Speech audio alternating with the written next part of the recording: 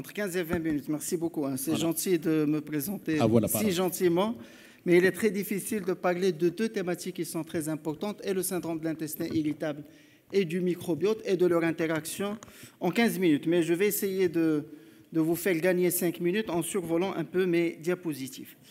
Alors, comme vous le savez, le syndrome de l'intestin irritable est une pathologie qui est très fréquente. Au moins 20% de la population mondiale est porteuse de cette affection fonctionnelle qu'on voit tous, gastro-entérologues, médecins généralistes, mais vu qu'il y a des manifestations extra-digestives, ça peut être vu par les cardiologues, par les psychiatres et autres. C'est un tableau qui n'est pas spécifique et on le verra, donc je vais insister sur le tableau clinique sur 2 ou 3 diapositives, et il y a un rôle très très important du microbiote. Alors si on voit un peu la physiopathologie du syndrome de l'intestin irritable, il y a plusieurs facteurs qui s'intègrent pour donner ce syndrome de l'intestin irritable. Il y a les troubles moteurs, il y a les troubles sensitifs, il y a l'hypersensibilité viscérale, et au milieu de tout ça, vous avez les anomalies du microbiote qui vont donner des troubles sensitifs, des troubles moteurs, une intolérance à certains nutriments, une augmentation de la perméabilité intestinale, et on va voir ça dans le détail. Alors, avant de parler du microbiote intestinal, définissons-le.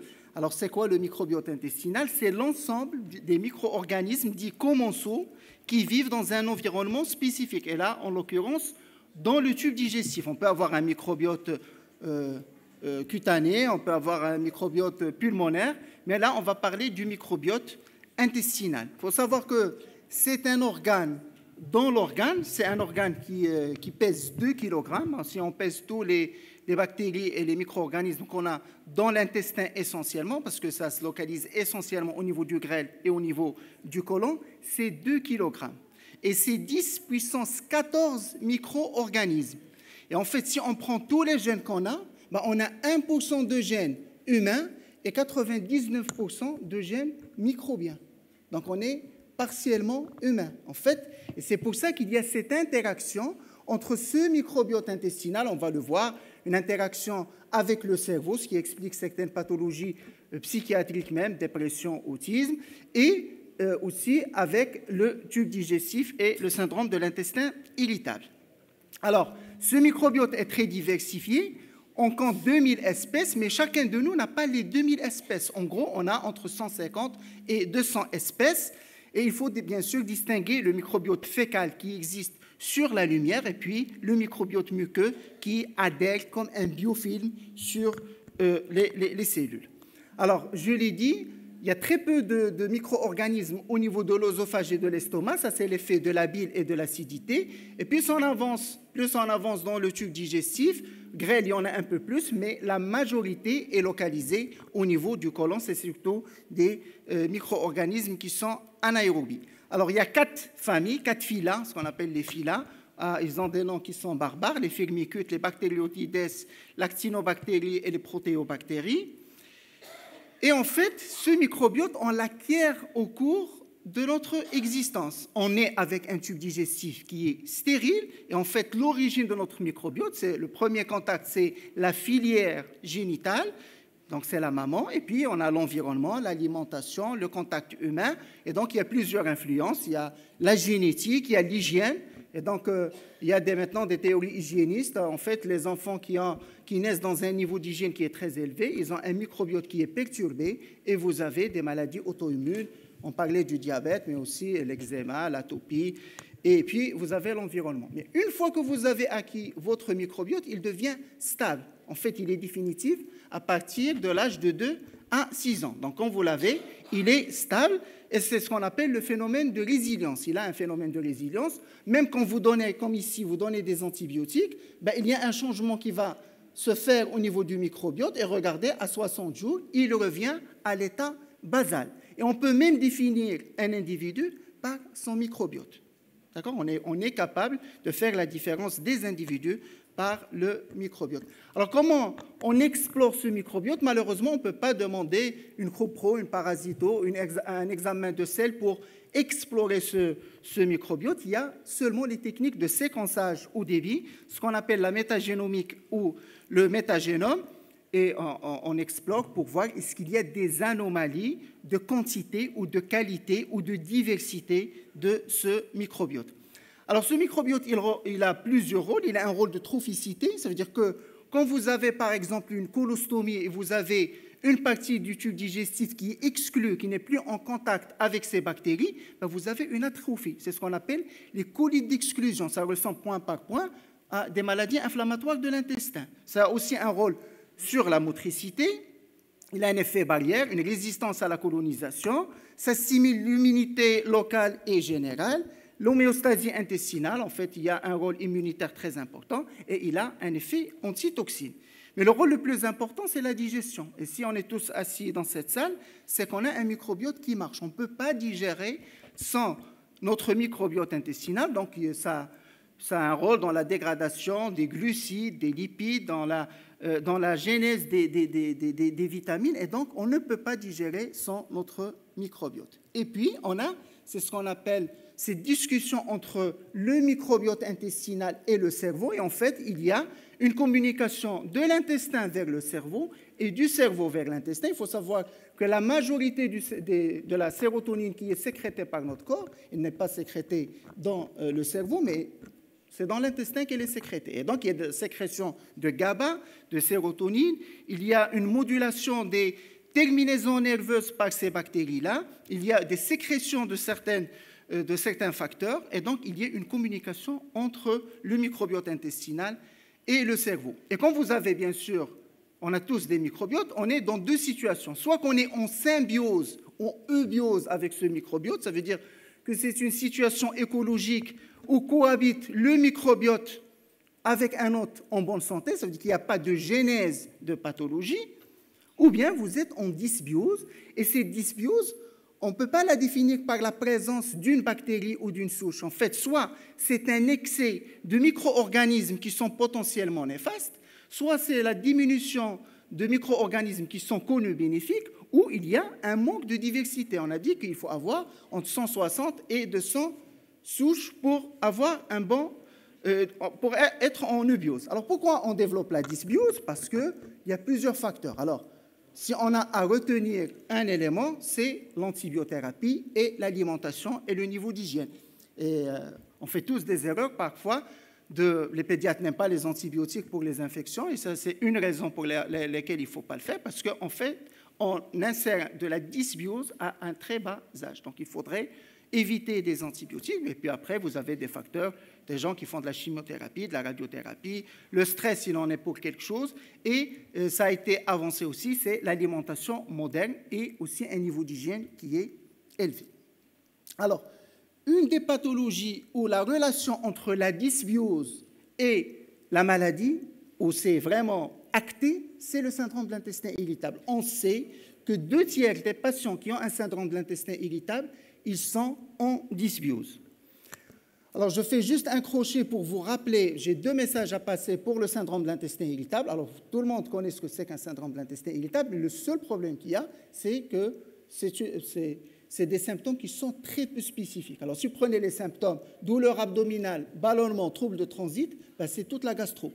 Toute la gastro, on n'a que ça. On n'a que les douleurs abdominales, ballonnement et en dehors des hémorragies. D'accord? Donc, en gros, quand vous avez quelqu'un qui a des douleurs abdominales, alors je passe sur les caractéristiques, ballonnement abdominal et des troubles de transit, ça peut être constipation, ça peut être de la diarrhée ou ça peut être mixte, ben, il faudrait absolument ne pas tomber dans le piège de ne pas explorer quand il le faut. Et quand est-ce qu'il faut faire une coloscopie? Parce que c'est ça le plus important, c'est qu'on a des signes rouges. Ça veut dire qu'on ne peut pas dire que c'est un syndrome de l'intestin irritable chez quelqu'un de plus de 50 ans qui a une anémie, qui a une hémorragie digestive basse.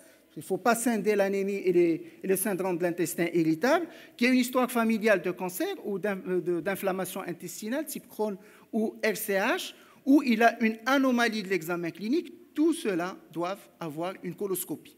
Et on ne peut pas retenir, là encore, un syndrome de l'intestin irritable si on n'a pas un minimum d'examen biologique. Alors, ce qui est obligatoire, c'est une CRP et une NFS. Et quand vous avez de la diarrhée, vous demandez de la calprotectine, des anticorps anti-transglutaminase. Et comme on est dans un pays où il y a beaucoup de parasitose, on demande une coproparasitologie des selles. Ça, c'est le minimum pour le bilan d'un syndrome de l'intestin irritable. Et là, je ferme la parenthèse concernant le diagnostic et le tableau clinique du syndrome de l'intestin irritable. Alors revenons au traitement et l'interaction entre le microbiote et le traitement. Alors on sait s'il y a 3 traitements à retenir pour le syndrome de l'intestin irritable, ça va être les antispasmodiques, la rifaximine qui agit sur le microbiote, mais aussi les probiotiques. Alors les probiotiques, ça fait partie des éléments qui peuvent agir sur le microbiote, ce n'est pas le seul élément. On peut agir sur le microbiote en donnant des probiotiques qui sont des micro-organismes qui sont vivants, qu'on va donner aux patients, mais on peut agir aussi sur les prébiotiques. Alors, prébiotiques, c'est on va donner des ingrédients qui sont sélectifs pour faire augmenter le nombre de certaines bactéries. En fait, ce n'est pas des micro-organismes qui sont vivants. Alors, pour le syndrome de l'intestin irritable, gardez probiotiques. Prébiotiques, il y a très peu d'études, ce n'est pas confirmé. Ce qui marche, c'est les probiotiques, et vous avez les symbiotiques, vous avez des probiotiques et des symbiotiques, et en fait, ça marche très bien par le côté probiotique. D'accord? Alors, quand on dit probiotique, c'est comme disait voiture, c'est une famille qui est très hétérogène.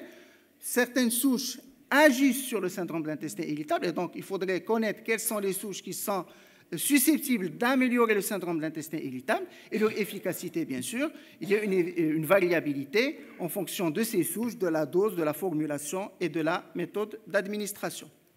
Alors, les principales souches qu'il faudrait retenir, 4 familles essentiellement. Il y a le lactobacillus, et je vous demande de retenir essentiellement le plantarum et le rhamnosus, le bifidobacterium, l'animalis et le bifidum. Vous avez le streptococcus thermophilus, vous avez les bacillus, le bacillus clausii et le saccharomyces cerevisiae et le boulardii. Donc ça, c'est des noms qui sont un peu barbares, mais il faudrait retenir parce qu'on va voir que tous les micro-organismes ne marchent pas sur le syndrome de l'intestin irritable. Et quand quelqu'un vous dit « j'ai des probiotiques pour le syndrome de l'intestin irritable », vaut mieux voir ce qui se cache derrière ces probiotiques et ce qu'il y a les bonnes bactéries. Alors, pour l'efficacité, j'ai encore 5 minutes? Oui. Alors, très bien. Alors, pour l'efficacité des probiotiques, ils ne sont plus à démontrer. On a une très belle méta-analyse en 2019. On a pris 28 études et regardez ce qui ressort. Vous avez une amélioration du syndrome de l'intestin irritable. En fait, c'est le score global. Vous avez 50% d'amélioration. Ici, regardez, 50% d'amélioration par rapport au groupe contrôle. Et regardez ici, qu'est-ce qui marche le plus? En fait, c'est quand vous avez des combinaisons. D'accord? Alors, si on vous donne le choix entre combinaisons pour le syndrome de l'intestin irritable, une seule souche, les combinaisons, souvent, elles font un peu mieux. D'accord? Regardez ici, ça c'est pour les douleurs abdominales, parce qu'on peut voir l'efficacité item par item. Douleur abdominale, ballonnement abdominal, qualité de vie. Donc, on prend item par item et regardez ici, ça diminue quasiment de 69% les douleurs abdominales. Et donc, regardez toujours, c'est les combinaisons qui sont les plus efficaces. Ils diminuent de 65%, regardez ici, de 65% les douleurs abdominales. Alors, est-ce qu'on peut répondre à la question quelles sont les souches qui sont susceptibles d'améliorer le syndrome de l'intestin irritable? Très belle méta-analyse en 2021. Regardez, 40 essais randomisés et regardez ce qui ressort. En fait, ce qui ressort, c'est que le Bacillus coagulans est le meilleur, d'accord? Le Lactobacillus plantarum, d'accord? Le Saccharomyces boulardii et le Saccharomyces cerevisiae, c'est les... en fait, ce n'est pas des bactéries parce que le Saccharomyces, c'est une levure, mais de toutes les façons, c'est des micro-organismes qui marchent sur le syndrome de l'intestin irritable. Il y a même, en plus, des études qui disent que, en fait, chaque micro-organisme, il a un tropisme pour un symptôme. Ça veut dire qu'on peut imaginer, et ce n'est pas imaginer parce que l'étude a été faite en 2021, c'est la question, est-ce que les souches marchent sur un type de symptômes? Ça veut dire, est-ce qu'il y a des souches qui marchent bien sur le ballonnement, des souches qui marchent bien sur la douleur, des souches qui marchent bien sur la qualité de vie? Et regardez ce qui se passe. Alors, par exemple, pour les douleurs abdominales, ce qui marche le plus, c'est le Lactobacillus plantarum et le Saccharomyces boulardii. Pour le ballonnement, c'est le Saccharomyces boulardii. Pour le strénine, en fait, le strénine, c'est un terme anglais, c'est le fait de pousser quand vous avez un syndrome de l'intestin irritable. Ce n'est pas une sténose, mais dans le syndrome de l'intestin irritable, on peut avoir une association avec un spasme au niveau du rectum et on peut pousser d'accord? Il ne faudrait pas qu'il y ait de sang. S'il y a du sang, ce n'est pas un syndrome de l'intestin irritable, mais on peut avoir des efforts de screening. Et ce qui marche, c'est le Bifidobacterium infantis, d'accord? Les douleurs abdominales, c'est le Bifidobacterium infantis et c'est le Saccharomyces boulardii. Et donc, on pourrait imaginer qu'on aura un traitement à la carte en fonction des symptômes et donner les souches et les micro-organismes qui marchent pour la symptomatologie, parce que le syndrome d'intestin irritable, il y a des multitudes. Il y a ceux qui ont plus de ballonnements, ceux qui ont plus de douleurs et ceux qui ont plus de troubles de transit. Alors, au vu de tout ça, les recommandations depuis des années, ils recommandent des probiotiques. Et en fait, un des items où les probiotiques ont un niveau d'évidence, moi je ne sais pas ce qui se passe en dermatologie, mais le niveau d'évidence en gastro, on vous a précédé de quelques années en études, ils sont très élevés. Regardez ici les recommandations internationales d'utilisation des probiotiques. Déjà en 2018, ils disent que les probiotiques peuvent être utilisés avec un niveau d'évidence qui est élevé dans les douleurs abdominales, dans le syndrome de l'intestin irritable, mais aussi pour les troubles de transit avec un niveau, regardez ici, le ballonnement avec un niveau modéré et la flatulence, la constipation et la diarrhée avec des niveaux qui sont plus bas. Donc ça marche très bien sur les douleurs et globalement sur le syndrome de l'intestin irritable. Il n'y a pas que ce consensus, deux autres consensus, coréen 2017, probiotiques peuvent être utilisés pour le syndrome de l'intestin irritable, recommandations japonaises, et vous savez, vous connaissez un peu la rigueur des Japonais pour émettre des recommandations, ils mettent avec un level 1, grade 1, 100% d'acceptation. Donc, tout le monde est d'accord que les probiotiques font partie du syndrome de l'arsenal thérapeutique pour le syndrome de l'intestin irritable. Et les dernières recommandations de la Société anglaise de traitement du syndrome de l'intestin irritable, ce qu'elle apporte, c'est qu'il dit qu'on peut utiliser les probiotiques quand on a un syndrome de l'intestin irritable. Elle donne une idée sur la durée, parce que c'est une question à laquelle on n'avait pas de réponse dans les recommandations. Alors, quand vous donnez, s'il vous plaît, des probiotiques, ne donnez pas pendant une semaine ou deux. Ça ne sert absolument à rien. Si soit vous décidez de démarrer un traitement par probiotique, maintenez-le au moins pour 12 semaines. 12 semaines. D'accord? 3 mois. Si ça marche, c'est très bien. Alors, vous allez faire des fenêtres et répéter le traitement. Si ça ne marche pas, vous l'arrêtez. D'accord? Donc, c'est la façon de l'utiliser et qui est ressortie dans ces recommandations de la Société anglaise de gastro-entérologie. Alors, une autre façon d'agir sur j'ai encore une minute, sur le microbiote, c'est la transplantation fécale. Bon, ce n'est pas encore dans les recommandations. En fait, on prend les selles de quelqu'un qui n'a pas de syndrome de l'intestin irritable, on les homogénéise, on donne des antibiotiques au receveur pour éliminer le microbiote inné et on va mettre ce microbiote du donneur chez le receveur, soit par la sonde gastrique, soit par des capsules, soit par la coloscopie. Et ça marche. Les premiers essais qui ont été faits, il y a une amélioration chez quasiment 60% des patients qui ont un syndrome de l'intestin irritable. Donc voilà, j'espère que je vous ai convaincu que le microbiote, c'est quasiment un deuxième cerveau. C'est un organe qui est caché, qui est propre à chaque individu. C'est quasiment quelque chose de très personnel. On a un code barre chez nous. Et qu'à chaque fois qu'on a de la dysbiose, on peut avoir un syndrome d'intestin irritable. Rappelez-vous que les 2/3 des patients qui ont un syndrome d'intestin irritable ont de la dysbiose et que les probiotiques, il y a un niveau de preuve très élevé pour le traitement du syndrome de l'intestin irritable. Et je vous remercie. Merci beaucoup, professeur Tahiri, pour cette très belle exposition. Concernant le timing, il vous reste encore 6 minutes. S'il y a 2 ou 3 questions au professeur Tahiri. Vous m'avez dit 15 minutes, donc il me reste 1 minute. Non, vous avez encore 1 minute et 5 minutes pour les questions-réponses, donc 6 minutes. Pour atteindre 20 minutes. Parce qu'être à 6 minutes, c'est moche. Hein?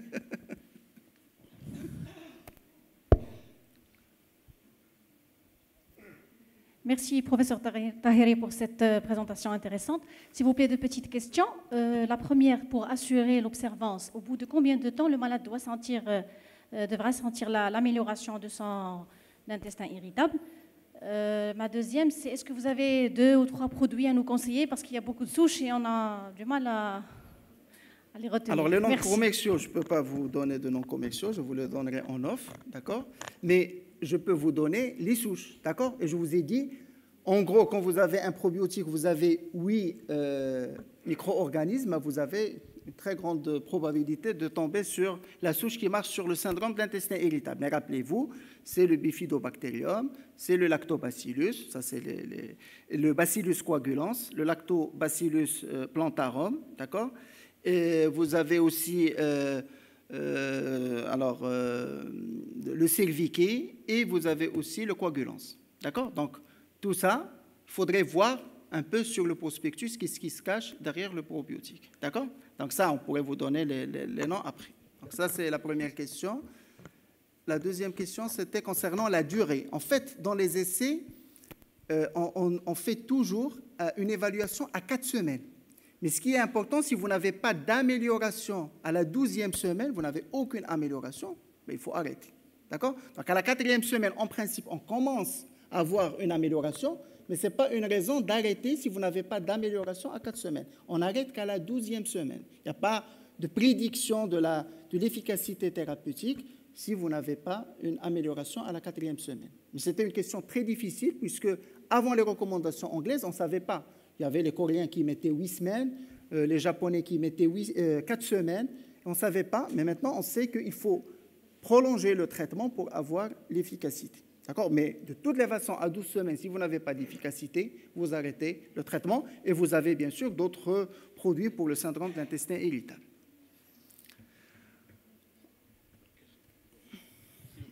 Alors, professeur, s'il vous plaît, pour cette durée de 12 semaines, est-ce qu'elle comprend à la fois un probiotique et un prébiotique en même temps ou uniquement Alors, comment je vous ai gérer, dit que les prébiotiques, je vous ai dit qu'il n'y a pas d'essais qui sont solides, d'accord? Ce qui existe comme évidence scientifique, c'est pour les probiotiques, d'accord?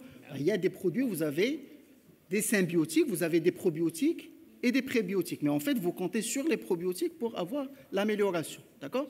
Mais en gros, on ne vous dira jamais que donner des prébiotiques, c'est prouvé comme traitement du syndrome de l'intestin irritable. Dans toutes les recommandations, il n'y a que les probiotiques. Les prébiotiques, alors si vous n'avez que le choix d'avoir un symbiotique où il y a prébiotiques et probiotiques, vous le faites. Mais c'est les probiotiques qui marchent pour le syndrome de l'intestin irritable. S'il vous plaît, Monsieur Taheri, pour un patient qui a fait une coloscopie, on sait bien qu'il a reçu une préparation avant de faire cet examen. Est-ce qu'il faut systématiquement lui prescrire des probiotiques après ou bien il a des réserves qui se régénèrent tout seul? Ah non, il n'y a pas d'indication à donner des noms. Non. Pour les suite à la coloscopie, il n'a pas de syndrome. Non, est-ce qu'il a un syndrome de l'intestin irritable ou pas? Non, il n'a rien. Il a fait une. Non, ça régénère. Hein. Je vous ai dit, il y a un phénomène de résilience. En fait, même quand vous donnez des antibiotiques, il y a une modification de la composition du microbiote, mais très rapidement, ça revient à l'état initial. Et ça, c'est quelque chose de très spécial pour le microbiote. Il revient toujours à l'état antérieur qui a été fixé, soit à l'âge de 2 ou 3 ou 4 ans. D'accord? Mais il n'y a pas d'intérêt à donner des probiotiques. Maintenant, si vous me posez la question, après une coloscopie, est-ce qu'on peut donner? Oui, s'il a un syndrome de l'intestin irritable avéré. Merci beaucoup, professeur Taheri, pour cette très belle exposition.